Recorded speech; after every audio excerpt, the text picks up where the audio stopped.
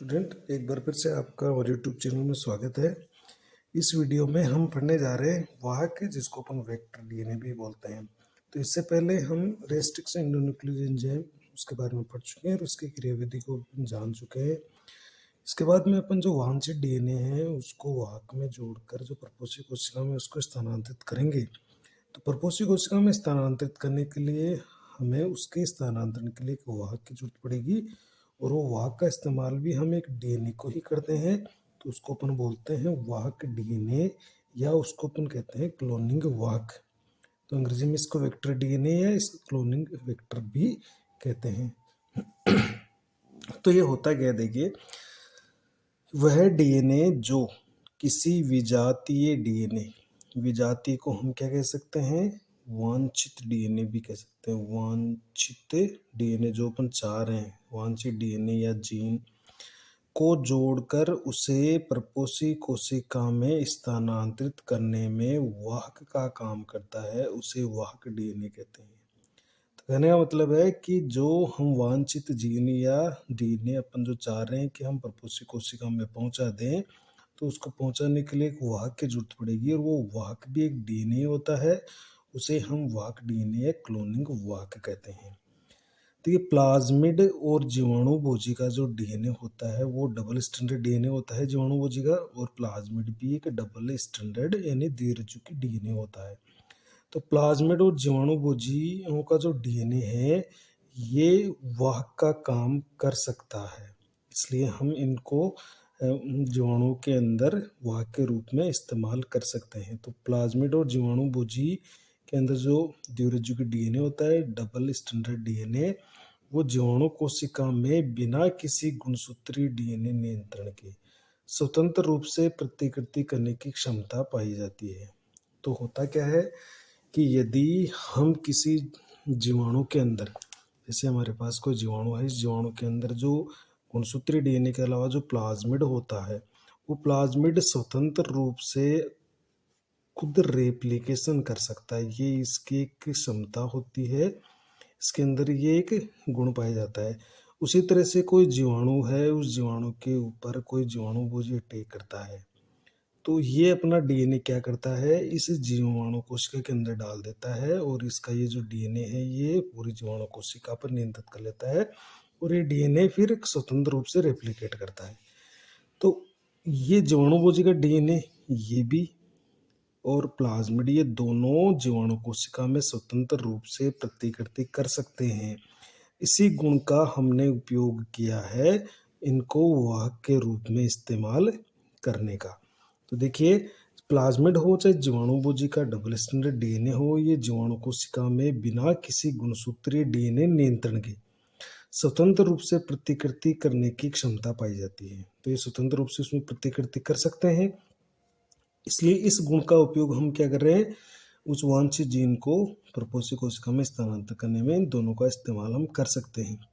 यदि हम वांछित या विजातीय डीएनए को प्लाज्मिड या जीवाणुभोजी डीएनए के साथ जोड़ दें, तो प्लाज्मिड व जीवाणुभोजी डीएनए की प्रतिकृति के साथ विजातीय डीएनए की भी प्रतिकृति हो जाती है, क्योंकि ये दोनों स्वतंत्र रूप से प्रतिकृति करते हैं। यदि हम जो वांछित जीन या डीएनए है उसको प्लाज्मिड या जीवाणुभोजी के डीएनए के साथ ही जोड़ दें, तो जैसे जैसे जीवाणुभोजी या प्लाज्मिड स्वतंत्र रूप से प्रतिकृति करेंगे, उसी के साथ जो वांछित डीएनए है उसका भी प्रतिकृतिकरण हो जाता है। अर्थात जितनी संख्या में प्लाज्मिड व जीवाणुभोजी डीएनए प्रतिकृति करता है, उतनी ही संख्या में विजातीय डीएनए की भी प्रतिकृति हो जाती है। तो इसी गुण का उपयोग हमने इनको वाहक के रूप में प्रयुक्त करने के लिए किया है। तो यहाँ पर एक प्रश्न बन सकता है कि वाहक के रूप में उपयोगी कोई दो वाहक डीएनए का नाम बताइए। तो हम एक प्लाज्मिड का नाम दे सकते हैं और एक जीवाणुभोजी डीएनए का नाम दे सकते हैं। तो देखिए, इन दोनों वाहकों का उपयोग हम केवल जीवाणु कोशिका में कर सकते हैं, क्योंकि प्लाज्मिड भी जीवाणु में होते हैं और जीवाणुभोजी भी जीवाणु पर अटैक करता है। तो हम वांछित डीएनए को जीवाणु कोशिका में स्थानांतरित करना चाहते हैं, तो सर्वश्रेष्ठ जो वाहक है वो प्लाज्मिड और जीवाणुभोजी का जो डीएनए होता है वो होगा। अब अपन थोड़ी सी बात कर लेते हैं कि प्लाज्मिड और जीवाणुभोजी क्या है। तो देखिए प्लाज्मिड क्या होते हैं, जीवाणु कोशिका में मुख्य गुणसूत्रीय डीएनए के अलावा वर्ताकार आकृति में डबल स्ट्रैंडेड डीएनए यानी द्विरज्जुक डीएनए और पाया जाता है, जिसे प्लाज्मिड कहते हैं। जैसे हमने एक जीवाणुभोजी कोशिका दर्शा रखी, इसमें इसका गुणसूत्री डीएनए ये अलग पड़ा हुआ है खुला, जिसको अपन नग्न डीएनए बोल रहे हैं। इस पर कोई केंद्रक झिल्ली नहीं होती है क्योंकि ये प्रोकैरियोट है। लेकिन इसके साथ इसकी एक विशेषता होती है कि इस गुणसूत्री डीएनए के अलावा एक वर्ताकार डीएनए और पाया जाता है, इसी को हम प्लाज्मिड कहते हैं। बस इस प्लाज्मिड को निकालकर हमने वाहक के रूप में इस्तेमाल किया है। और ये जो प्लाज्मिड होता है ये इस जीवाणु कोशिका में गुणसूत्री डीएनए के अलावा खुद भी स्वतंत्र रूप से प्रतिकृति करता है। तो अगर हम कोई वांछित डीएनए इसके साथ जोड़ दें और फिर इसको जीवाणु कोशिका में डाल दें तो ये खुद स्वयं प्रतिकृति करेगा, तो उसके साथ साथ वो जीन जो हमने जोड़ी है वो भी उसी के साथ प्रतिकृति करने लग जाएगी, यानी अपनी संख्या को बढ़ाने लग जाएगी।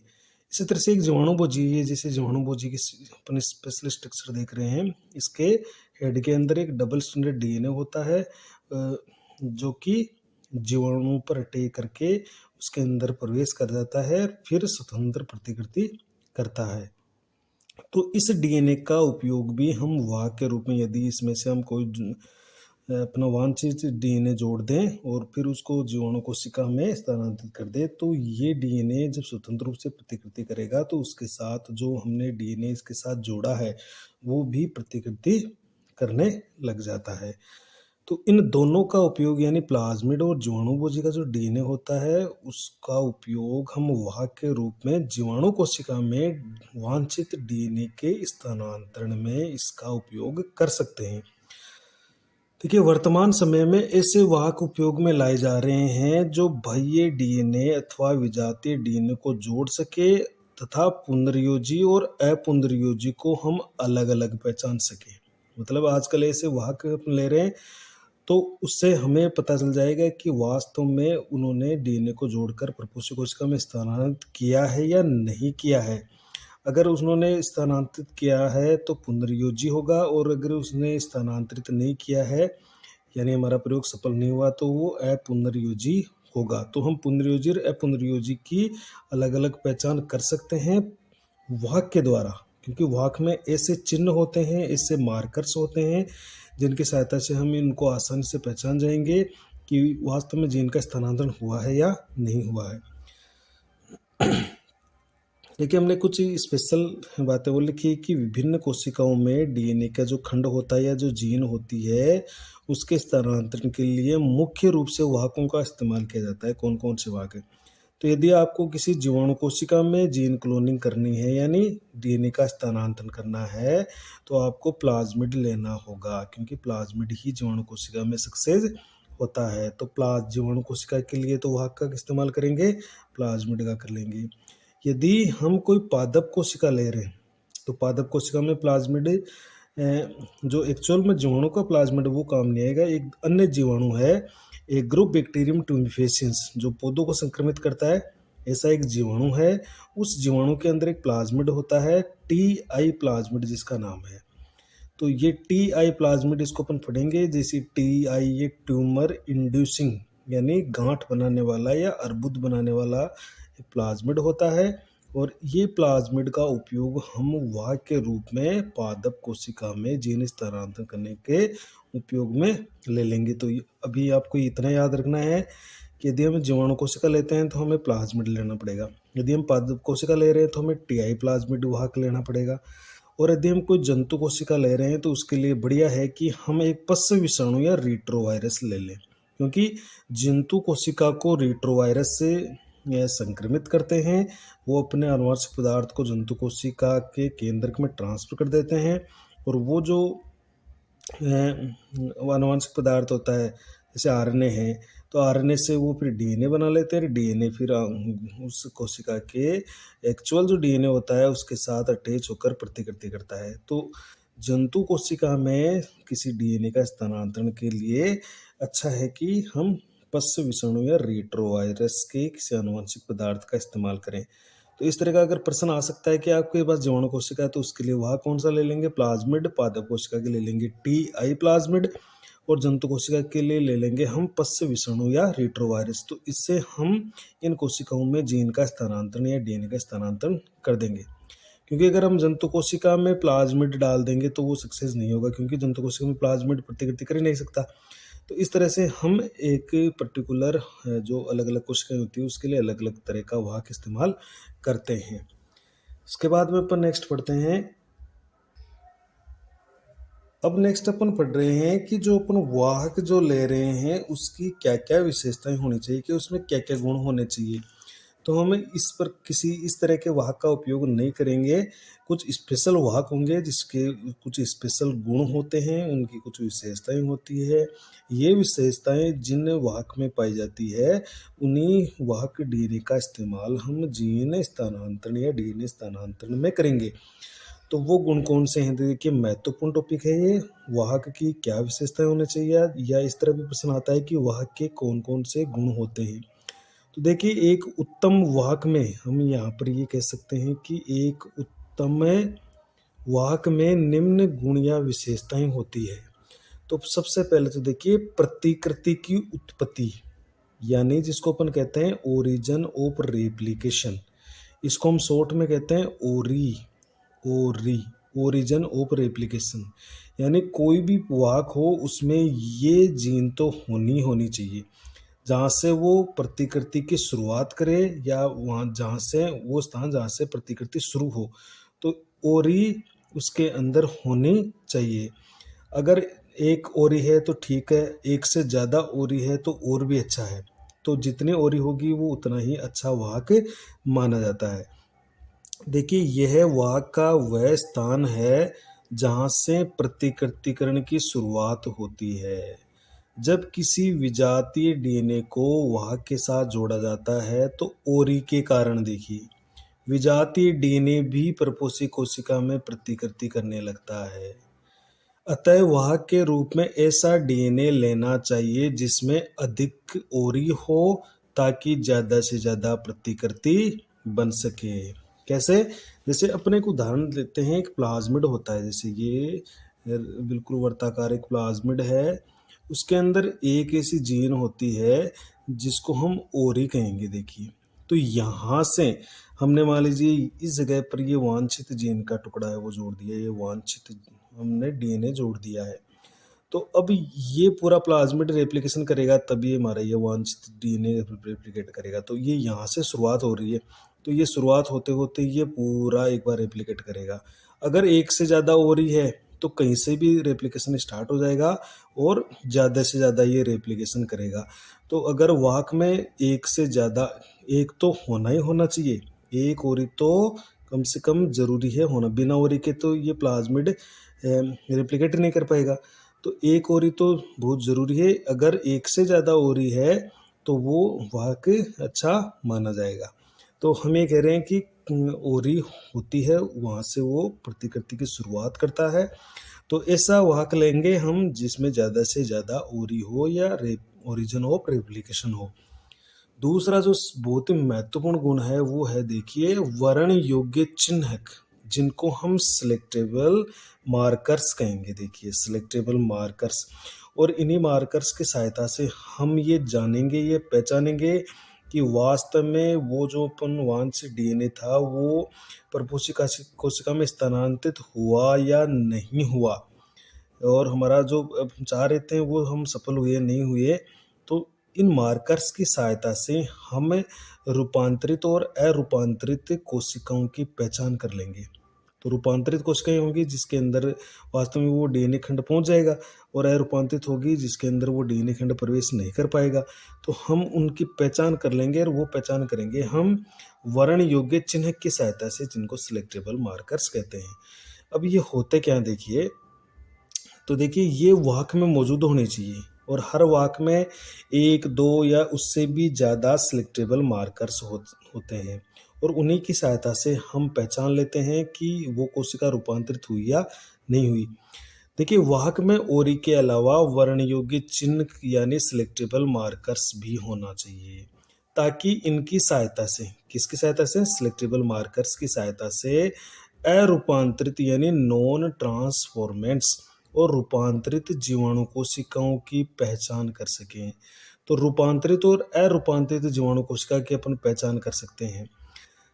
अरूपांतरित जीवाणु कोशिका को पहचान कर हटा दिया जाता है और या उसको समाप्त कर दिया जाता है या नष्ट कर दिया जाता है, जबकि रूपांतरित जीवाणु कोशिका में वृद्धि होने देते हैं। तो रूपांतरित का मतलब है उसमें डीएनए चला गया, उसके अंदर डीएनए पहुंच चुका है, वो जो हम चाह रहे थे वो सक्सेस हो चुका है, तो वो रूपांतरित जीवाणु कोशिका हो रही है।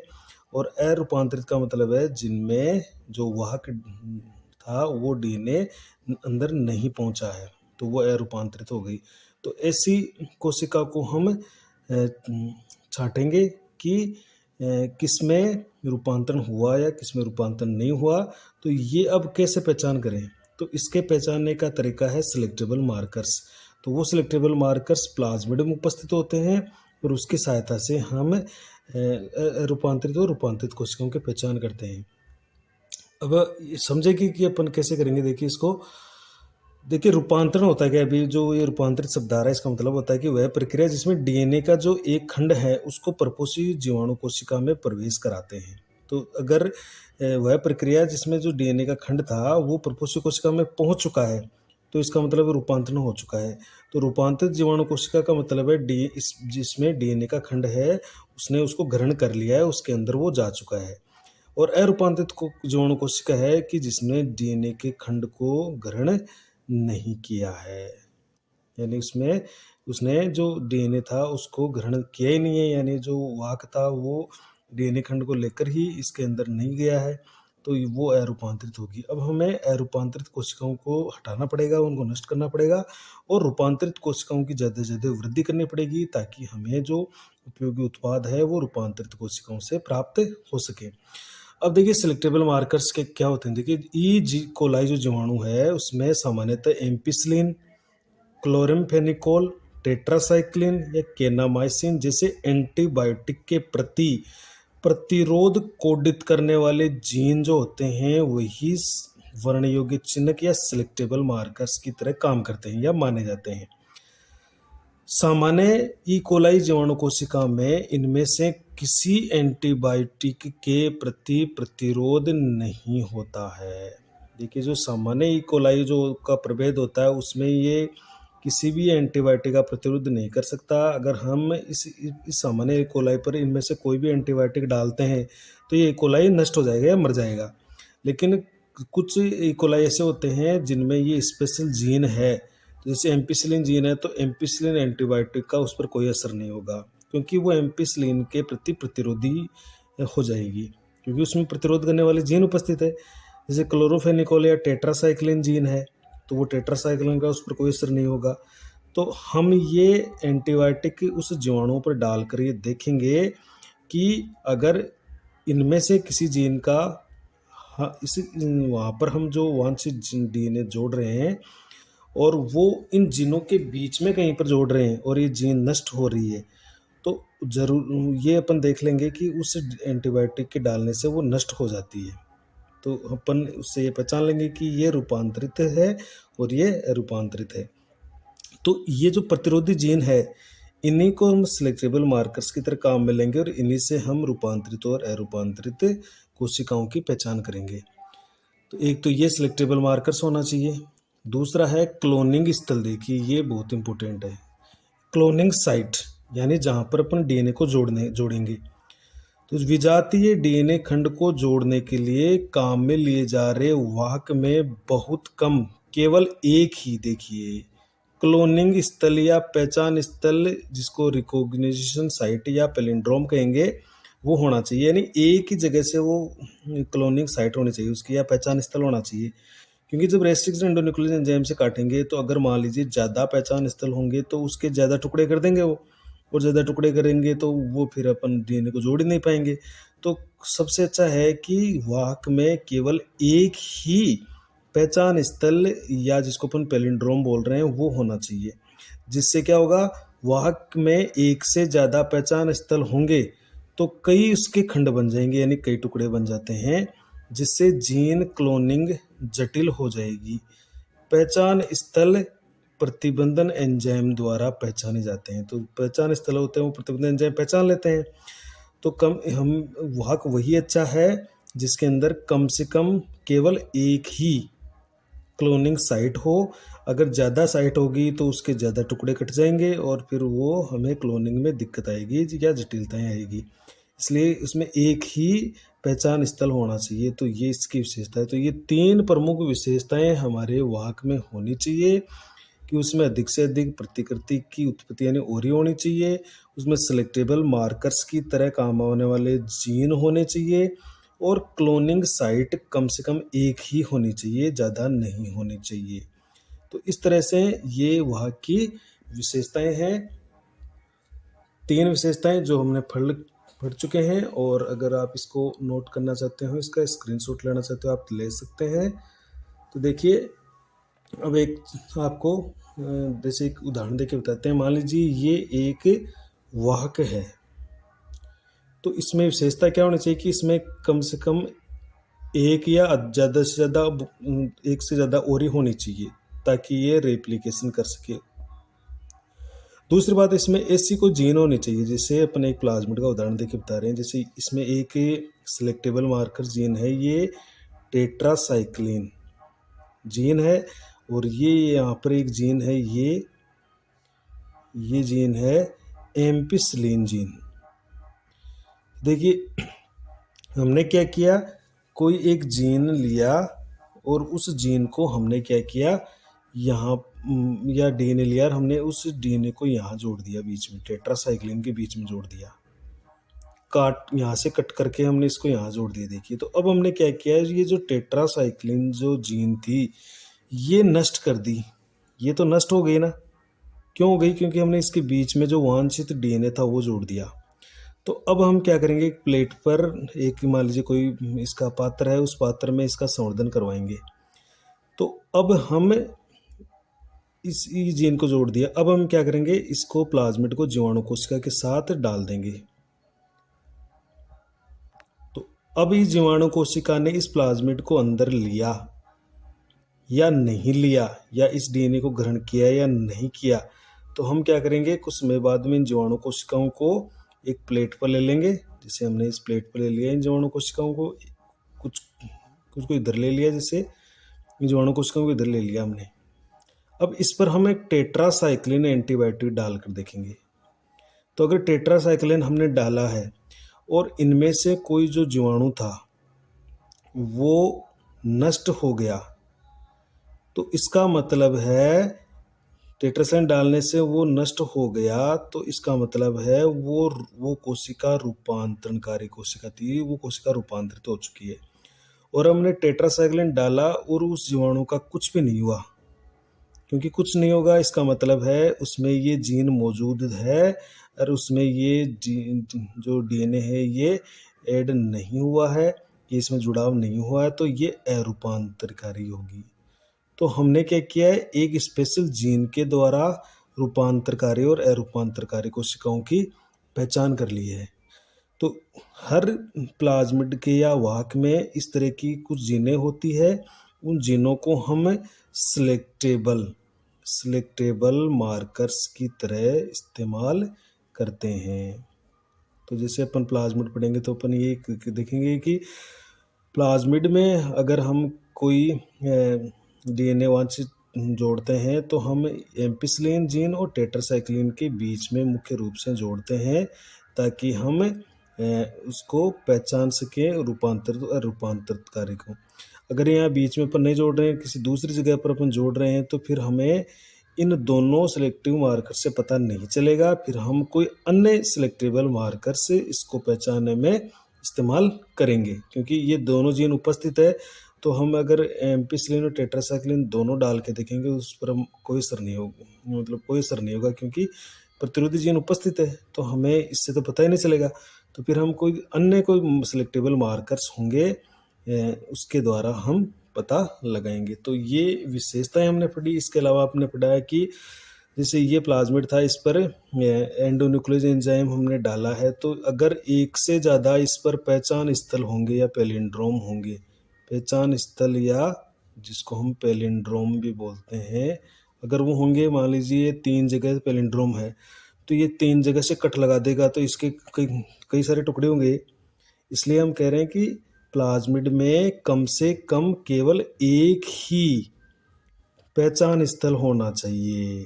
तो ओरी तो होने चाहिए एक से ज़्यादा, तब अच्छा है वाक। और पहचान स्थल होना चाहिए केवल एक, उसे वाक अच्छा माना जाता है। और अधिक से अधिक इसमें सिलेक्टेबल मार्कर्स होने चाहिए। तो ये 3 विशेषताएं हैं, ओरी, फिर सिलेक्टेबल मार्कर्स वाली जो जीन होगी वो, और एक लेंगे हम जो पहचान स्थल होगा जिसको क्लोनिंग स्थल बोलते हैं, वो कम से कम केवल एक ही होना चाहिए इसमें, ताकि अगर रेस्ट्रिक्शन इसकी कटिंग करें तो एक ही जगह से कट लगाएगा और इसके ज़्यादा टुकड़े नहीं होंगे, और इसमें हम आसानी से वांछित जीन को जोड़कर क्लोनिंग कर लेंगे। तो इसके बाद में अपन जो पीबीआर प्लाज्मिड होगा उसके बारे में चर्चा करेंगे और उसकी कंप्लीट संरचना को देखेंगे। तो इसको आप स्क्रीनशॉट लेके लिख सकते हैं। ये देखिए,